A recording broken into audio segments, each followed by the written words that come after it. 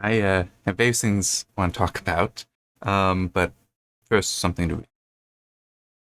The distances of some of the spiral nebulae have recently been measured by E.P. Hubble of the Mount Wilson Observatory, who finds them to be so astoundingly remote from us, the light by which we now see these nebulae started about 1 million years ago. Okay, this is one of my most prized possessions. It's not in great shape, but is what it is. It is The Elements of Physics. It is a textbook from 1927. It all come together. The question is, will I ramble too much? But it was written by Millikan and Gale. Millikan is Oil Drop Millikan, as in this was written by a Nobel laureate. And yes, he had his Nobel Prize at the time. Fix the lighting a little. Anyway.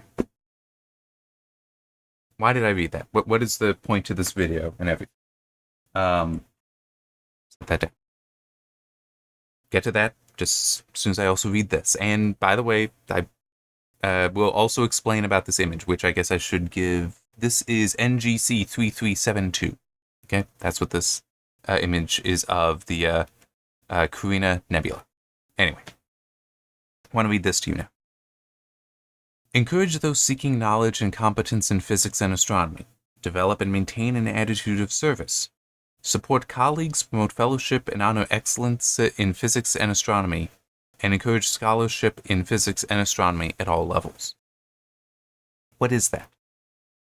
Those are the 4 pillars that those who are inducted into the Physics and Astronomy Honor Society, Sigma Pi Sigma, are charged with upholding.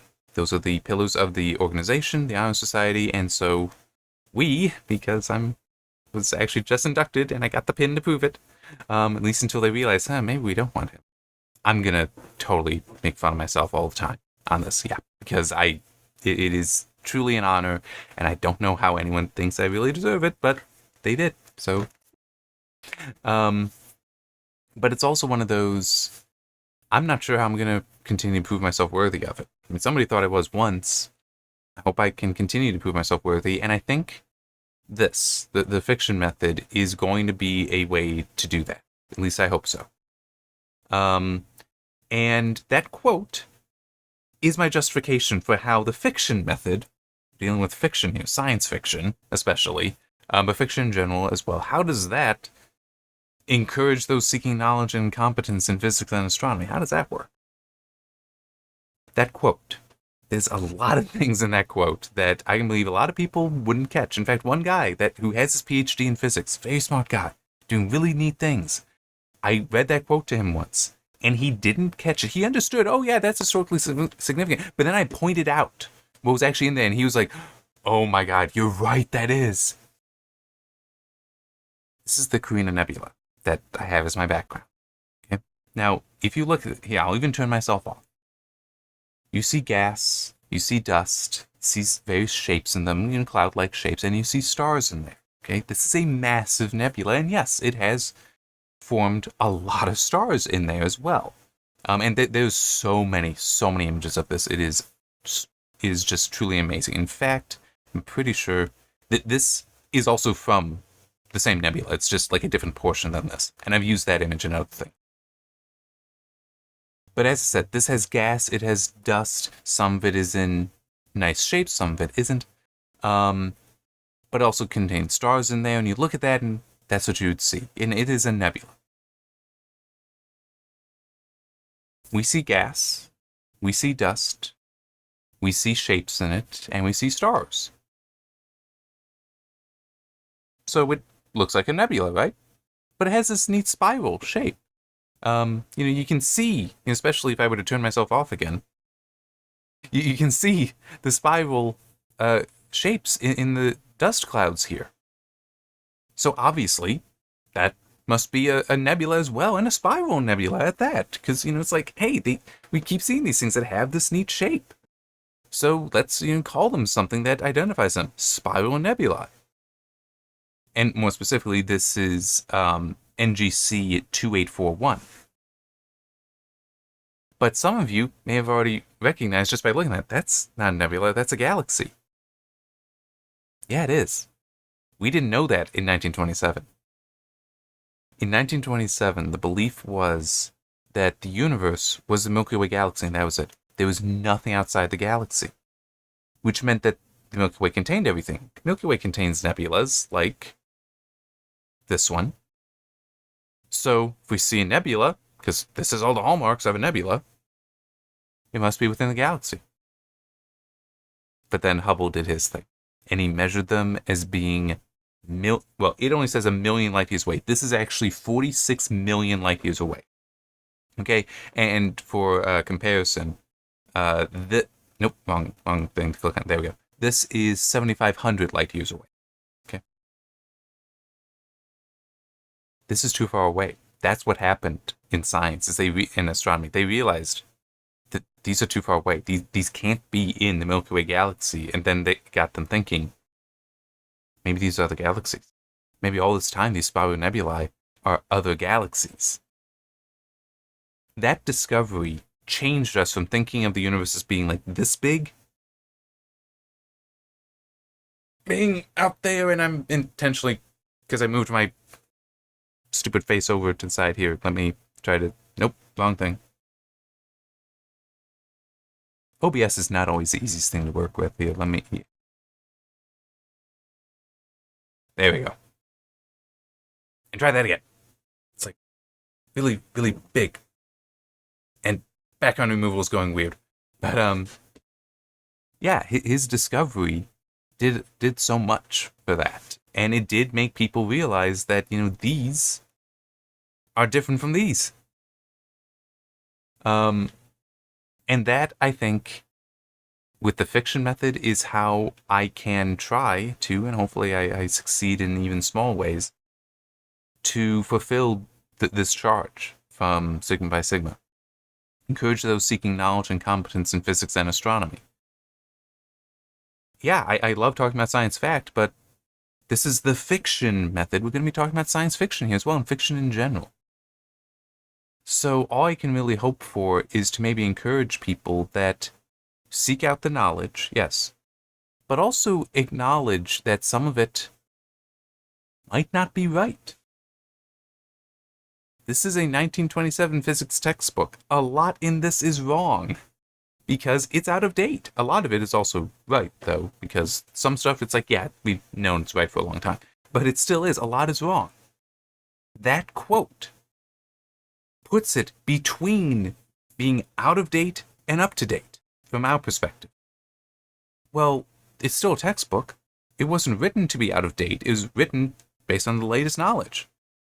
Every textbook today, the same thing can be said about. So who knows? Maybe we will find that more textbooks are going to be as out of date as this one day.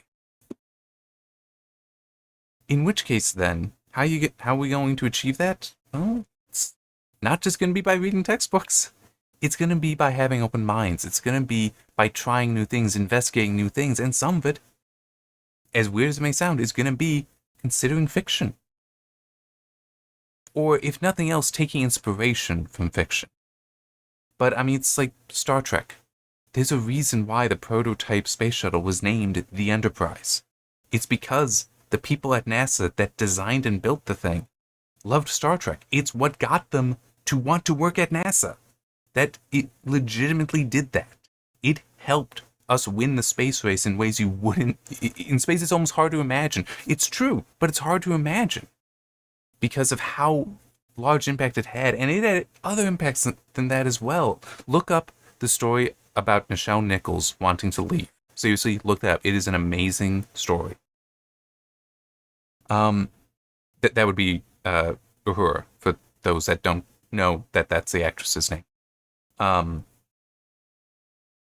But it's like, I don't know if I'm necessarily going to be able to help build knowledge and competence directly in physics, but build an interest that I hope I can do. And sometimes thinking about the fiction. I mean, there are people. It's like, yeah, there's no way to go faster than speed light. We can't violate that limit of the universe. Yeah, well, there's a lot of physicists out there that's exactly what they're trying to figure out how to do. Why? Because of science fiction. Because they watch Star Trek. Because they watch Star Wars, Stargate, Babylon 5, Farscape. I'm not so familiar with those, but it's like they watched those. They love them. They know it's fiction, but it's like, can it become fact? Does it always have to be fiction? Maybe that's something I can try to pass down, is that be excited about this stuff. And it might be wrong, but if it engages you, if it gets you thinking, it's still a good thing. And even if it is ultimately wrong, even if it is, no, there will never be a means, whether it's warp or hyperspace, whatever, there will never be a means to travel faster than speed of light. Okay, but we can still explore it. And how are we going to find out that it can't be done except by trying? And for what it's worth, a lot of people said he couldn't break the sound barrier. And there were weird list of reasons why. One among them was basically predicting that the sonic boom would occur and annihilate the craft. But then we did it. It's like there were people telling us, you can't do that, and then we did. Funny thing is, my understanding is it was actually by accident. The test to try to break the sound barrier was supposed to be later and just happened when it happened. But yeah, I mean, sometimes that's what it's got to be. You have to sometimes just decide, you know what? Let's try for the fiction. Let's really see, is it fiction? Does it always have to be fiction? Well, maybe that's something that I can help with. Maybe that's something I can try to spread an interest in. And there's also, I think about, the video Interstellar Space and Dark Space, which, not sure when that video is coming out, but it's in the presentation. That one came out. The presentation is day one. But it's like, there can also be an element of just trying to make this stuff easier for other people to understand. Interstellar space is jargon. I hate jargon. Dark space technically as well, because it's my thing, but it's also, people can figure it out from the term, from the word itself, the basic common language. Interstellar space, not so much. And then heliopause, even less so. Maybe I can help with that. Just to get people understanding it a little bit better. And even if they don't become physicists, if they can still just, if you all can, I realize I'm trying to talk to people here, I shouldn't just be abstracting people, but maybe you will find some of this stuff interesting and decide to start looking into it yourself. Or maybe just ask a question of a teacher then. And, ask your teachers, assuming you are students, what is the definition of interstellar space? It would be interesting. Maybe some wouldn't know that it's defined as the space beyond the heliopause of a star. Maybe some also don't know what the heliopause is. That could be really interesting. It's like, try asking a question respectfully, but, so like not in the middle of class maybe, but, when there's some free time, maybe ask them and engage them. Because, that may be a great way for them to learn as well, and then they can teach everyone a little bit better. That's something that could really, really be valuable. But, I mean, it's also, I don't really believe any of these videos will be watched. Prove me wrong, though. Prove me wrong. Alright, if I'm not careful, I'm just going to keep rambling on, and I don't think anyone wants that. I don't want, I like doing it. I'm able to do it, but I shouldn't. Anyway, so yeah, I am now an inducted member of Sigma Pi Sigma. I have no idea if I'm going to be able to live up to that, but I'm going to try. And you'll probably be seeing this pin a fair bit, because when I can, I'm going to try to wear it. Because it is of meaning to me. I don't know how much it may mean to anyone else, but it's my pin. I'm the only one that needs to have that meaning too, and it does. So I shall see you next time. And, one quick thing. Yeah, I recorded plenty of videos before I had this, so you will be seeing videos where I'm not wearing it, but in the future, hopefully I will remember to always put it on. See ya.